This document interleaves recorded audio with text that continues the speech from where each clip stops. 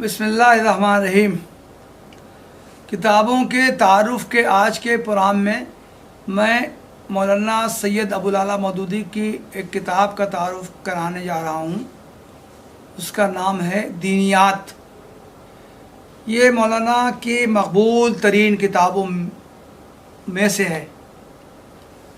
اس کی تالیف کا پس منظر یہ ہے کہ تقسیم ملک سے پہلے حیدرآباد کا جو محکمہ تعلیم تھا اس نے بچوں کے لیے نصاب تیار کرنے کا فیصلہ کیا۔ یہ طے کیا گیا کہ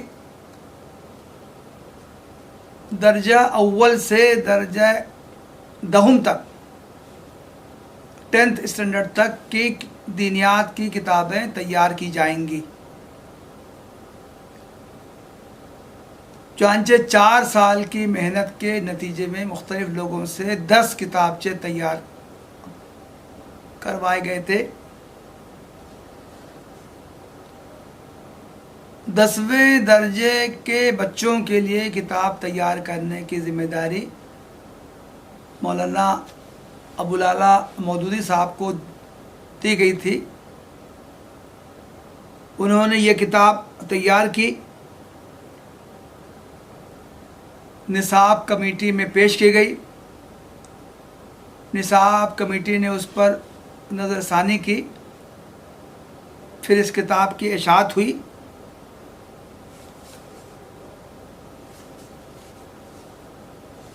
چنانچہ اس کے پہلے اشاعت 1939 میں ہوئی تھی، اور بعض لوگوں نے یہ سن اشاعت دوم کا بیان کیا ہے۔ ان کا یہ کہنا ہے کہ اس کا طبع اول 1937 میں آ گیا تھا۔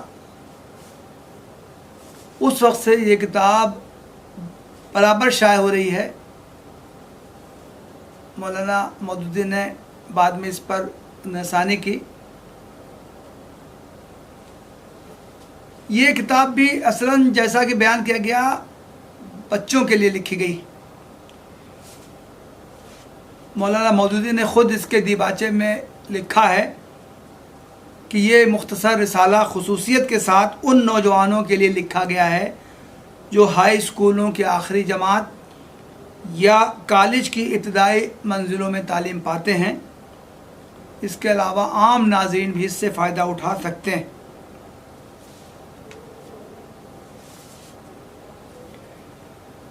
اس میں طلباء کے سامنے انتہائی دلنشیں اور شگفتہ پیرائے میں اسلام کا ایک اجمالی تعارف کرایا گیا ہے، اور اسلامی تعلیمات ان کے سامنے اس طرح پیش کی گئی ہیں کہ وہ تمام شکوک و شبہات دور ہو جائیں جو اس زمانے میں اسلامی عقائد کے بارے میں دلوں میں پیدا کیے جاتے تھے۔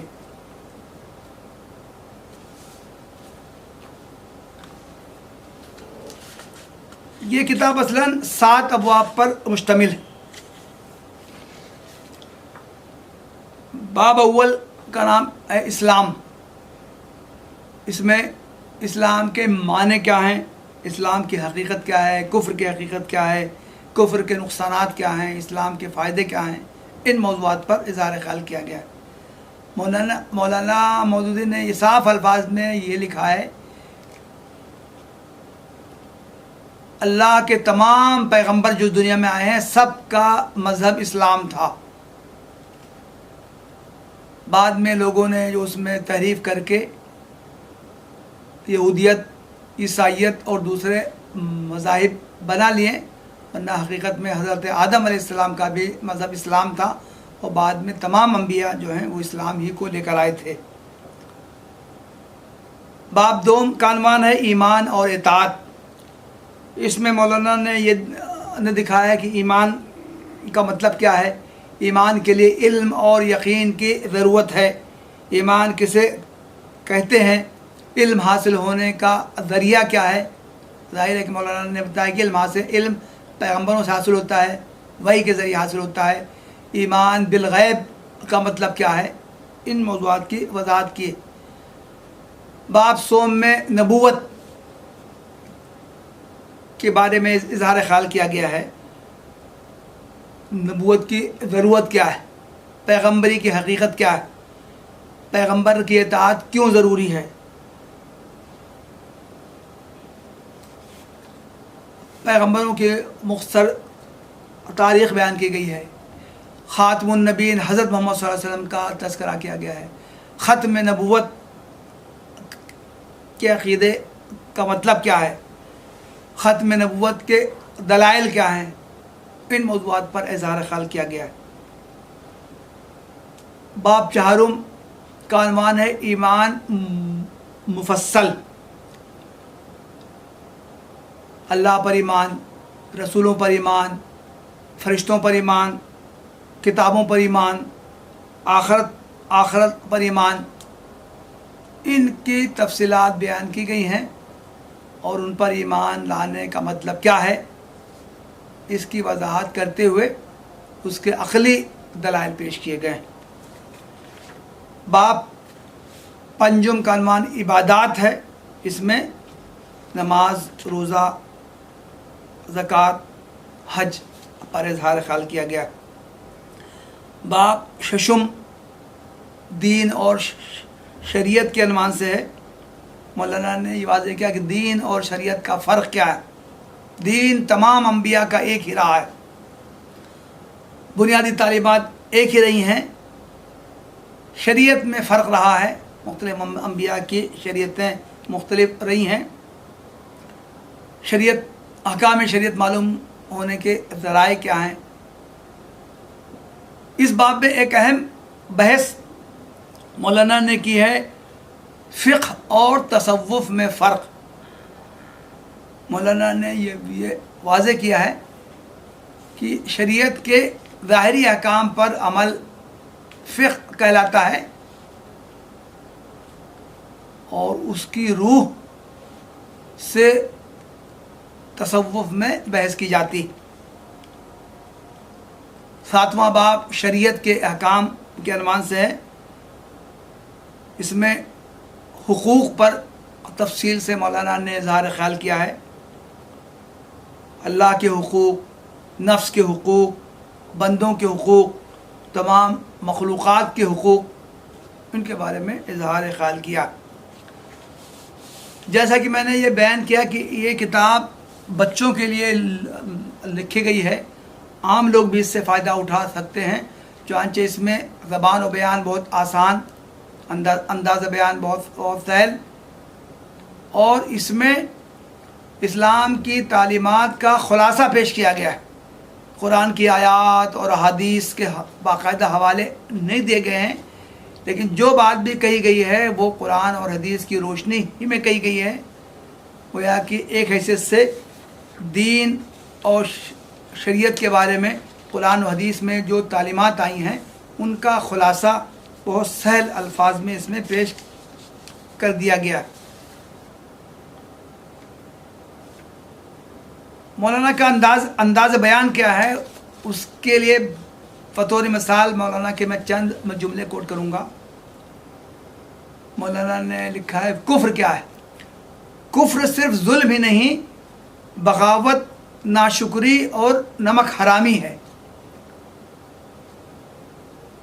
اسی طرح مولانا نے لکھا ہے، خدا کی اطاعت اور فرمانبرداری ہی کو اسلام کہتے ہیں۔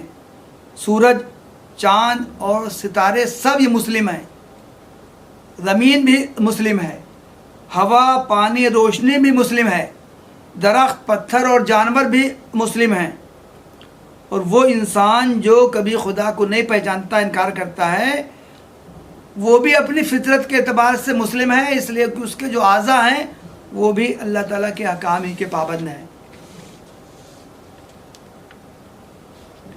مولانا نے یہ لکھا ہے، اس زمانے میں اسلام کا سچا اور سیدھا راستہ معلوم کرنے کا کوئی ذریعہ حضرت محمد صلی اللہ علیہ وسلم کی تعلیم اور قرآن کے سوا نہیں ہے۔